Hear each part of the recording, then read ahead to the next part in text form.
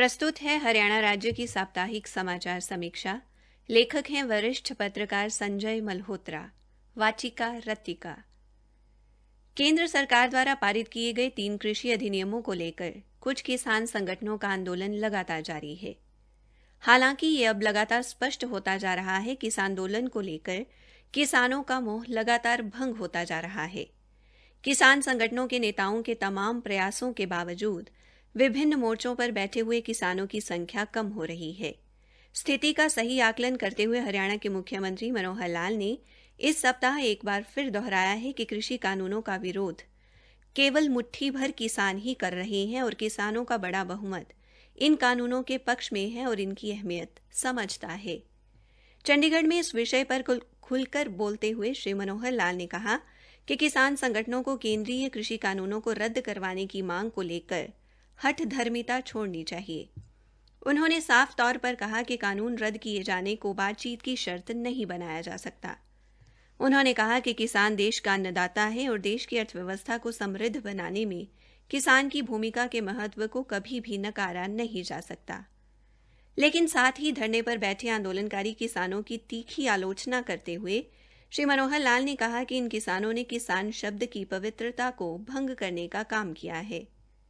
उन्होंने कहा कि इन धरनों के कारण आसपास के गांवों और कस्बों में कारोबार करने पूरी तरह से ठप हो गया है और स्थानीय लोगों में इनके प्रति रोष बढ़ता जा रहा है।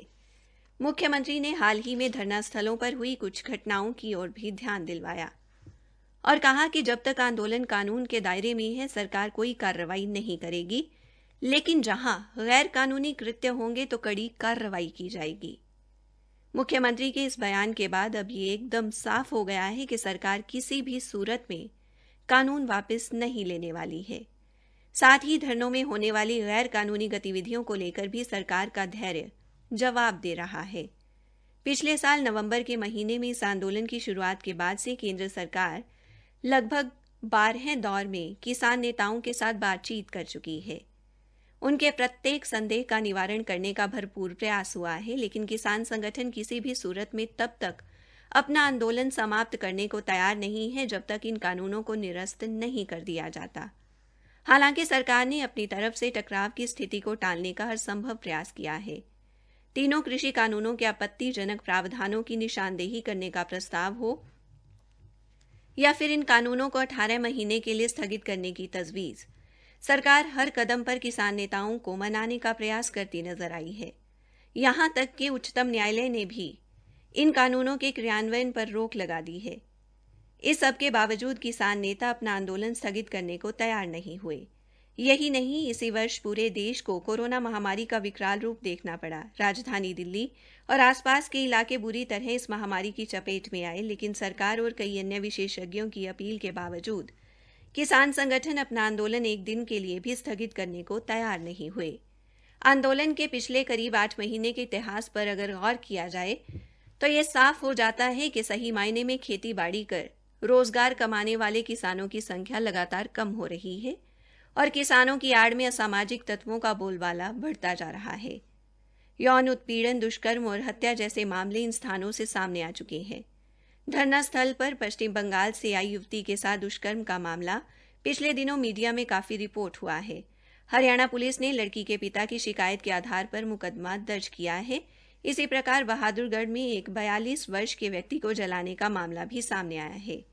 पीड़ित के भाई ने अपनी शिकायत में कहा है कि जलाने वाले लोग आंदोलन का हिस्सा थे। इस प्रकार की घटनाओं ने पूरे आंदोलन की साख को बुरी तरह से प्रभावित किया है और किसान नेताओं की मंशा पर सवाल उठने लगे हैं। किसान संगठनों के तमाम प्रचार के बावजूद ज्यादातर किसान अब ये भी समझने लगे हैं कि तीनों कृषि कानून उनके अस्तित्व के लिए किसी प्रकार का कोई खतरा नहीं है, ना ही उनकी जमीनों को किसी तरह का कोई खतरा है। यह बात पूरी तरह से साफ हो चुकी है कि अगर ये कानून सही मायने में लागू होते हैं तो न केवल किसान की आय में इजाफा होगा, बल्कि पर्यावरण को होने वाले नुकसान को भी कम करने में मदद मिलेगी। किसानों को सबसे ज्यादा भ्रमित एमएसपी यानी न्यूनतम समर्थन मूल्य को लेकर किया जा रहा है। सरकार के तमाम आश्वासनों के बावजूद किसानों से कहा जा रहा था कि एमएसपी समाप्त होने वाली है, लेकिन हाल ही में रबी सीजन में सरकार ने रिकॉर्ड खरीद करके इन सभी अफवाहों को विराम दे दिया है। खुले बाजार में इस वर्ष सरसों का भाव सरकार द्वारा दिए जाने वाले न्यूनतम समर्थन मूल्य से ज्यादा रहा।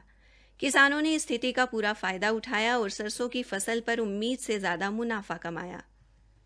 वहीं संयुक्त किसान मोर्चा के नेता अभी भी अपनी जिद छोड़ने को तैयार नहीं है। मुख्यमंत्री मनोहर लाल के बयान की आलोचना की जा रही है और कहा जा रहा है कि मुख्यमंत्री उनके आंदोलन को बदनाम करने का प्रयास कर रहे हैं। हालांकि जिस प्रकार धरना स्थलों पर धरना देने वाले कम हो रहे हैं, उससे कहीं न कहीं किसान संगठनों की चिंता भी बढ़ रही है। इन हालात में अपने इस आंदोलन को संयुक्त किसान मोर्चा कितने और दिन खींच पाता है, ये एक अहम सवाल है। इसी के साथ समाचार समीक्षा समाप्त हुई।